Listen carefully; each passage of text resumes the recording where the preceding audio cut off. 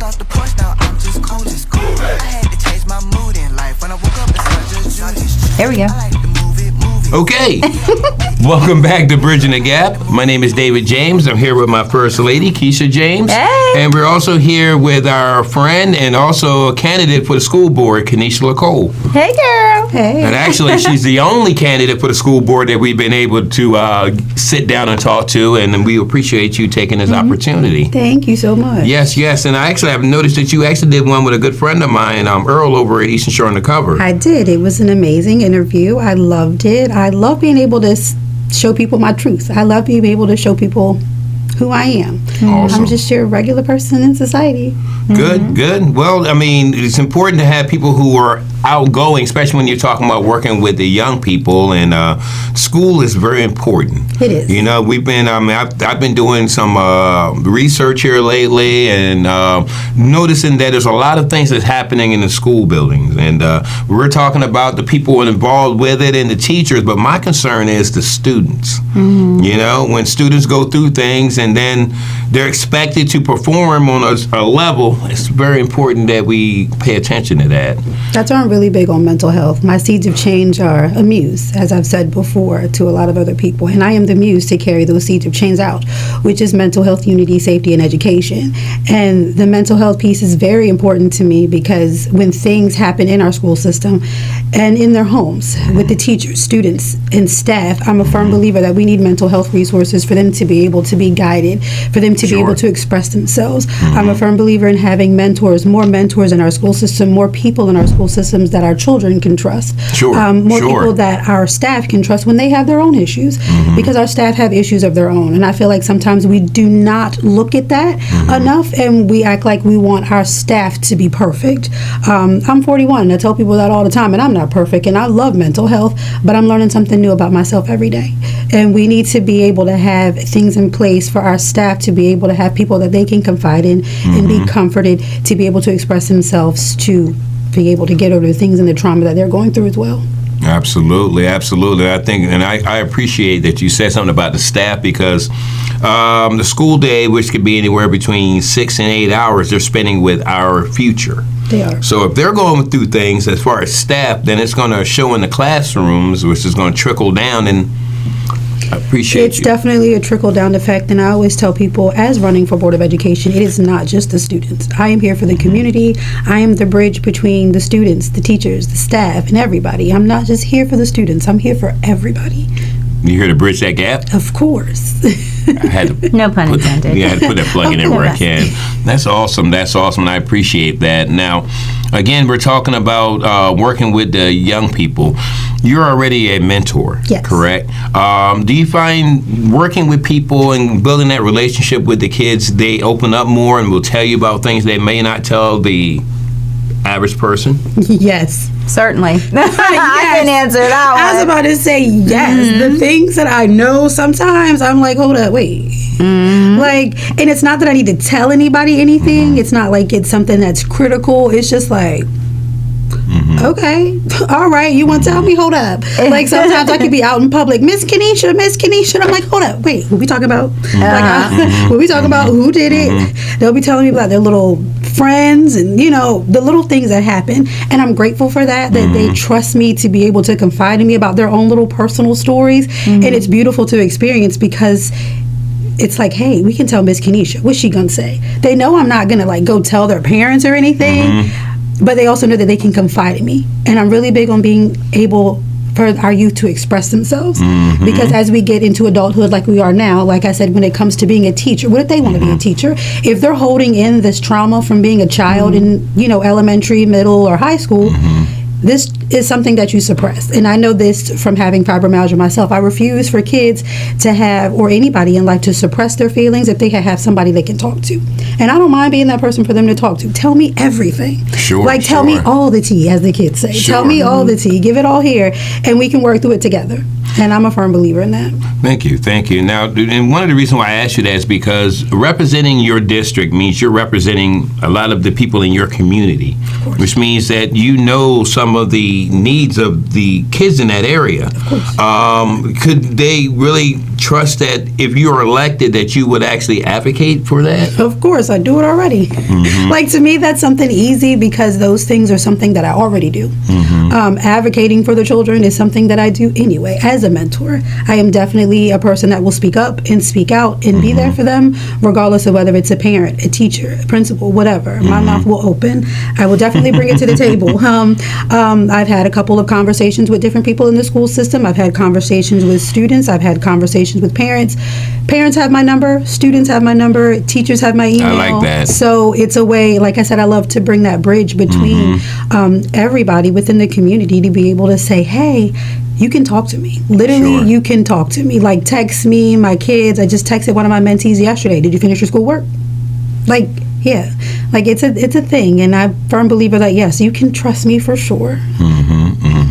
You know, I was thinking when I was about to ask you that question, the person that came to my mind about as far as the kids can reach at all times is Jermichael Mitchell. He's a great example of that. My concern is, again, with a lot of people when they get elected, they disappear from community. You know what I mean? They're all about community, and then once they're elected, you don't see them. Will you still be... How can she? I'm like, she's already doing it. Like literally what yeah. I'm doing. Yeah. And I've heard that from people before. And I do honestly believe it's because a lot of people are truly about politics. I am not a politician. I'm a lover of the people. So everything that I'm doing now does not mean that I will stop, because I've been doing it before I've even decided to run. So nothing will change. Like, it's part of my schedule. When I put things in my calendar, my kids are like, Miss Kenisha, it's part of my life anyway.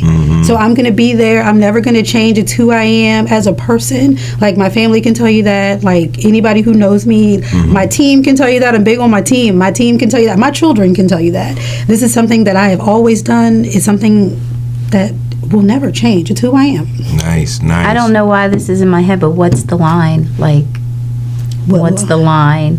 Like, to stop, or what you mean? What's the line? What exactly? What's the stop? I don't know. You don't know? Yeah, I don't know. I'm just hearing that. Like, what's the line? I don't. When you mean by line, if you're meaning by, like, where will I cap myself? If that's what you mean, like, where will I cap myself? I'm a firm believer, and I don't know if there should be a cap. Because if I'm willing to elevate, I'm not going to stop my elevation. And if my elevation is to keep growing and to be in different spaces and places, that's where I'm going to keep being. Growing is good. Where, like, I know the kids trust you, but are you willing to say, hey, like, as a parent? Oh, you draw the line. That draw the line in the sand. Oh, that kind of, yeah. Oh, my kids know I don't play. my mentees know, like, Miss Kenisha loves you to pieces, but what I won't do is allow you to not take accountability for the things that you have done that are incorrect. And I will tell them, I cannot advocate for you. Any of my mentees can tell you this before I say anything to your teacher, or before I say anything to anybody to advocate for you. That part. Tell Miss Kenisha the truth. Because I do not have me out here looking like I'm wrong, because at that point I can't trust you, and I'm trying to teach them those things as leaders as well, and I need to be able to trust you so you can trust me. And in order for me to advocate for you, I need you to give me full honesty and take accountability for what you have done, so we can fix those things together. Like, if little things done, like maybe if you're mad about, I just make up something, that I'm mad about how a teacher's treating you, right? Actually, it is a true story. Something about how a teacher's treating you, right? So you're not happy that a teacher's treating you this way, but all at the same time, you What are are you in class. doing? What are Yes. you doing? Or what are you bringing attention to yourself? Or are you doing things you're not supposed to be doing? Those type of things. I go over all of that. I'm very mindful because I love mindfulness. So I'm very mindful. I question my students to pieces. They can tell you I will question you to death. That is something that I do, because when I question you, I need you to focus on what you've done. I'm not telling you what to do. I need you to be conscious and aware of what you're doing. So I definitely know how to draw the line, because my kids know if I'm going to mentor you, I need you to be honest, open, and take accountability for what you are doing before I can even choose to advocate for you. So I'm definitely, like I said, I'm a bridge between the students, the teachers, the parents, the school system, the community, all of it. But what I will say throughout it all is I need honesty and transparency from everyone. You notice, I noticed when you said your kids, I felt like you were talking about your own personal kids. So you're you would treat the kids as you treat your own. Oh, they my babies. My mentees are my kids. They my kids. Like, Get that? like they're, like, As we disciple, they're my I kid, get that. they're my children. I wouldn't say like my babies, like I birthed them, but if they're in my presence at that particular time, they're in my care. So they're in my care. So it's my place to make sure that they're taken care of, to make sure that they're okay mentally, physically, and emotionally, however they feel. That's my space at that particular time that you're in with me. And I am in charge to making sure that you feel safe, to make sure your mental health is intact, make sure you feel, like I said, your unity, the safety, and the education piece. I need it all. So they are my babies. Yes. See, I thank you for saying that, but I have a concern. Again, doing some of the research I've been doing here lately, I'm noticing that there is sometimes in some of these schools and some of these scenarios where the kids' trust is betrayed. And my concern is, will the person that is elected in that area go to actual schools and maybe actually, want to talk to kids and find out where they are? And I know, like I said, you what got I do. you know Like, exactly. That is it's funny to me because the questions that I'm asked sometimes by others in the community are the things that I already do. Like, I'm really big on mental health. As a life coach, I'm really big on mental health. I love mindfulness, and I love being conscious and aware of everything that they're doing. And for them to be able to trust me is something that I tell them. I don't speak on what I do much, but just recently, I literally just helped an unsheltered family. And Thank you. I had mother I was feeding, I was serving, and I was feeding, and like I said, I'm really big on solutions. So in the process of serving, what do you need? And she told me, made the Facebook post, and I thank the community, as I say, in all caps, unity, they came through for me, and them as well, making sure they got what they needed with the funding, and even thought about mom, because the post was only about the son. Mom got her hair done. Mom got her hair done, and mom is getting clothes too, and all at the same time, when he only had one pair of shoes, now he has over 10, and he's got a brand new outfit. But within this process, he didn't want his hair cut at first. So, and I realized, like I said, when you think mindfully, you got to think of the mental health of the children and being safe, right? So his hair covered his hair covered his eyes. So you got to think that made him feel safe. That was his identity. He didn't want to be, you know what I mean? That helped hide him. He always wore his hood, and I could tell that whenever I was around him, and I just met him, but that was something that I realized. And in that process, once he got his brand new outfit, what happened yesterday? He got his haircut. He got his hair cut. So it's about trust. I actually had that conversation with him. I was like, trust me, I got you, I promise. Friday was a task, and he did not want his hair cut. He truly didn't want to. Like, I had to have a hard conversation with him. Like, I need you to listen to your mother. I need you to be aware of everything you're doing. Like the way that, the things that are going on. But all at the same time, you got to give them grace. They're children as well. Let them learn to process their own emotions. So in order for them to trust you, you have to let them learn to trust themselves. So when he learned that it was okay to trust himself, it was like, okay, I'll get my hair cut. And once he got his brand new outfit, and I supposed to text me today, I didn't get his new picture outfit, but I got to text him when we leave to see if I get my new picture outfit. But he got his hair cut, and I'm grateful for the community to come through, and that was all done through the community as well.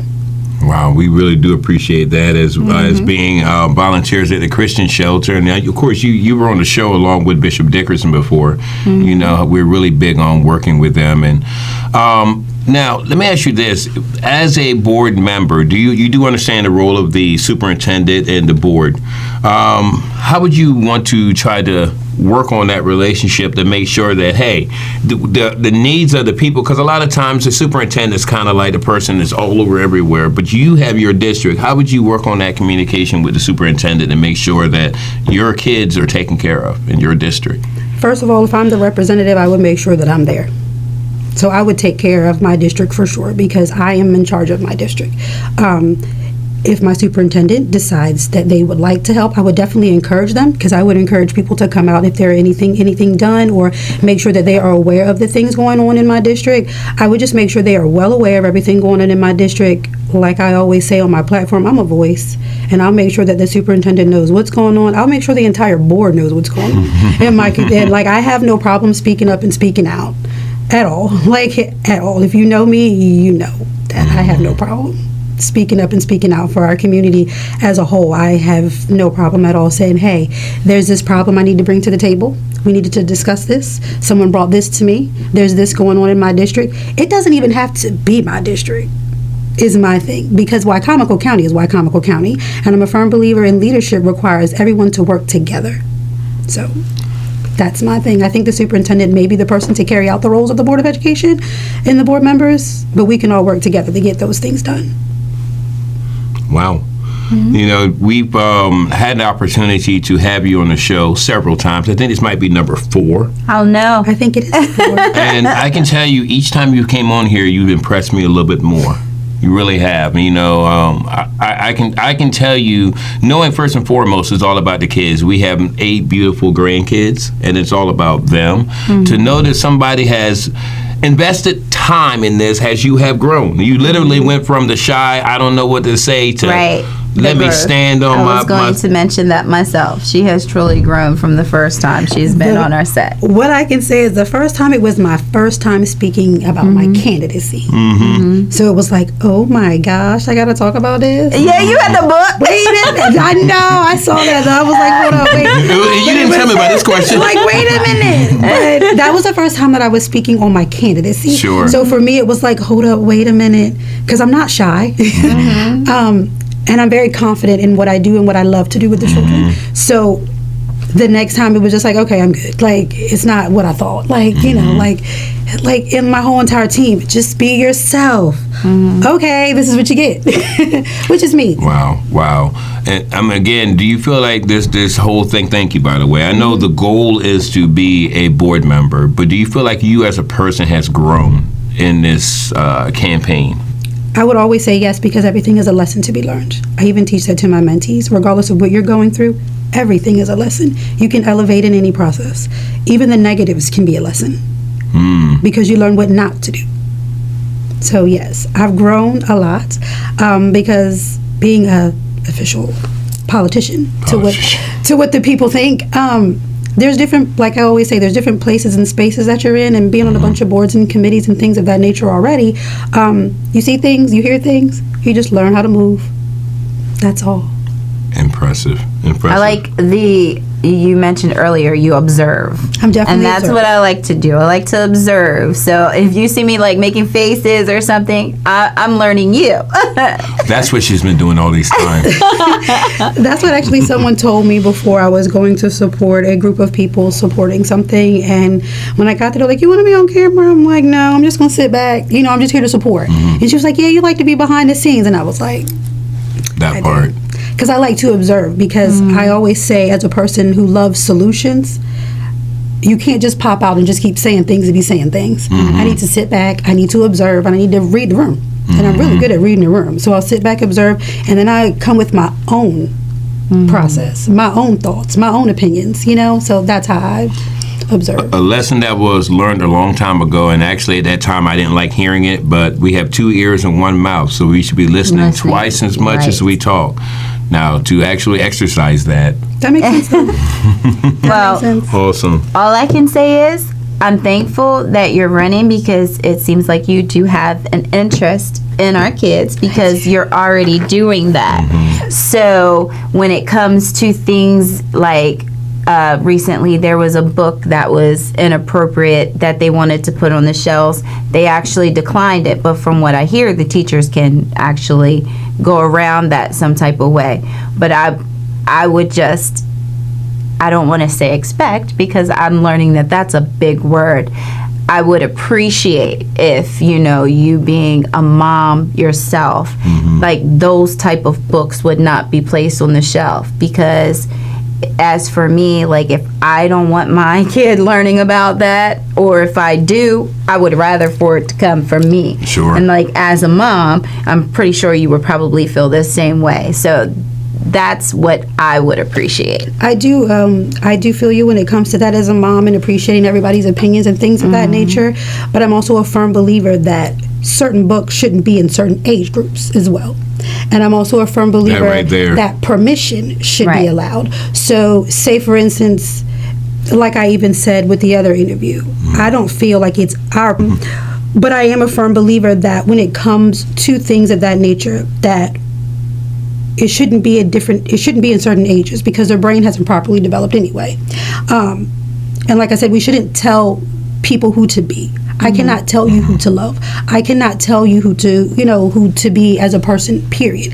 But when it comes to permission, if you choose not to have your child do that, that's where I feel like it should come in. You shouldn't force them to do that. But if you're the type of parent that is in that type of household that you don't mind your child reading that book, it's perfectly fine for your child to read that book. So if it's a controversial book, what you're saying is that the parent needs to make that decision and not the school. Not the school. Yes. I'm a firm believer that the parent should make that decision, because if you feel like your child shouldn't read that book, your child should not have to read that book. I remember as a kid, and I know we're on the end of this.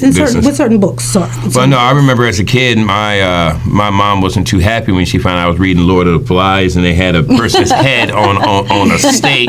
But I also was someone that had a Bible in my same book bag. So like, why are you reading that? They gave me the book. So I see what you're saying there. If my mom had the opportunity, she probably would have said, "Can you give him something else?" Yeah. You know what I mean? But I do see how that can be hard to say. When you have maybe say you have 8 kids in a classroom who don't want to read this book, parents say no, and then you have some. That's why I say it should be in certain age groups, because of course the younger children, they're, like I said, their brains aren't fully developed yet to even know or understand probably even what the book means. But when you get to certain age groups, and I also feel like as parents, that's where we step in and say, hey, when you're this is say it's a high school book, right? And your kid's reading that book. Of course, your kid at this age, you should allow your child to be able to try to start making decisions for themselves, because they're really about to hit life situations on their own, because we want them to grow and we want them to learn to love themselves. So that's where we step in. But it's also very important to give direction. Yes, that's exactly where I'm going. So if they're reading that book in school, you should read that book with them, just like I do with movies with my kids. So if there's certain movies that we're watching that certain people might think, oh, you shouldn't let your kid watch that, I am guiding my child while he's watching this movie and letting him understand the different things and processes that are going on with this movie, so he knows how to navigate life. Not just, watch this and make your own thoughts and opinions. As parents, that's where we step in. Like you were saying, if this is how you feel about this book, this is this.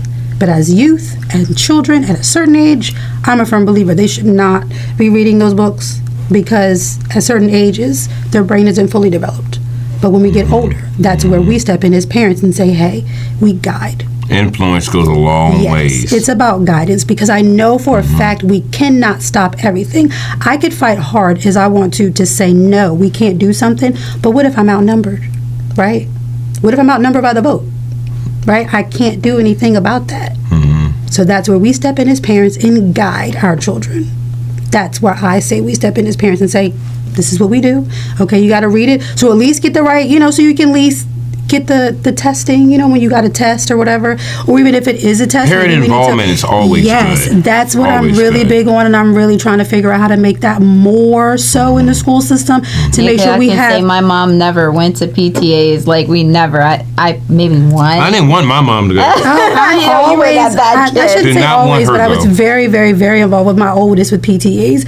But that's another thing that I would love to bring more to the table, is more areas and spaces for parents. There's not many PTAs in our school systems anymore. And that's why the kids, you notice I said I didn't want my I didn't want my mom to come to it, because she'd find out what I was doing. That's why a lot of kids don't want that, but I agree with you, because the whole reason why I didn't want my mom coming is because once I knew she was coming, I'm not going to act up like I used to act up. I'm not going to be something different than I am at home, because that's one thing teaching our kids is you better not act up. Well, my mom, when I left out to go to school, she said, don't you make me go up there and make a fool of me, because I'll make a fool of you in front of them. And she did, by the way. Shoot, not Susie. Susie would have went up there and she'd be like, somebody will fight you, let's go. No, my mom went up there. It's not going to be pretty for me or anybody else involved, but listen, I want to thank you so much. I'm excited for the next time you come on. And to those other board members or those that are running for a board, look, here at Bridging the Gap, we want to bridge the gap. This young lady has really stepped up, and we appreciate it. We appreciate anybody that really, wants to come out here and let people know what their thoughts are. Because when it all comes down to it, before someone puts in that vote, they really need to know who they're voting for. So, and I Exactly. thank you for always being open Thank you. to speak to anybody. I do not mind at all. You know, well- don't mind. But I would like to say I'm having my first meet and greet. Yes, yes. At the Spice Bazaar on April 11th from 11 to 2. I'm a firm believer in, like I said, since I'm always in the community of small businesses or businesses, period. So therefore, we can highlight the small business and also meet the constituents in the community where? to be able to. The Spice Bazaar on South Salisbury Boulevard Okay. And what time and what day? from 11 to 2, April 11th. Okay. We remember that's a Saturday? Yes, it is a Saturday. There you go, on Yeah. Saturday. Okay. Sounds good to me. Got any more questions for her? No, I just good. want to say thank you for watching this episode of Bridging the Gap. Yes. Thank But you. before we close out, I want to give you a few seconds just to speak to your constituents. Okay. Well, hey, y'all. Kenisha LaCole, running for Wycomico County Board of Education, District 7. And I would just advise you to follow me on all platforms. Kenisha LaCole for Wycomico County Board of Education, District 7 on Facebook and Instagram. My personal social media is Kenisha LaCole, where you can see more of what I actually do and how I am and actually involved in the community. As I said earlier, mental health, unity, safety, and education are my seeds of change that I would like to be the muse to carry out for our community. All righty. Thank you again. Again, this has been Bridging the Gap. We'll be talking to you soon. See you next time.